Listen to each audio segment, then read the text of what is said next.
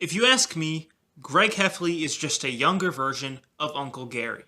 Let's learn a little bit more about Uncle Gary's qualities and personality and general behavior, and see if any of that actually relates to Greg. And let me just say for the record that it does. For one, Uncle Gary doesn't really exactly have any sort of passions.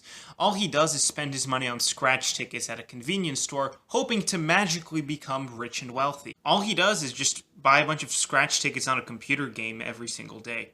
And Greg, for the most part, seems to enjoy doing the things that he likes, which is playing video games. I mean, his literal career goal is to be a video game tester. Uncle Gary is a bit of a dummy, too, because he was able to break his collarbone by sawing off a branch while sitting on it. Greg isn't the smartest kid either. He's not the most academically inclined, and there have been a bunch of situations where he doesn't show common sense, like wanting to join band just to go to a party.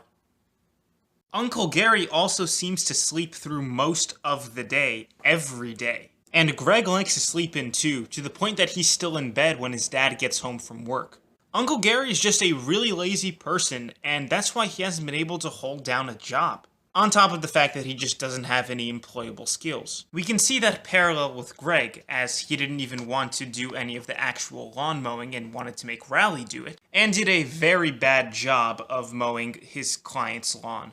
He basically just mooches off of other people and has a horrible track record of paying people back.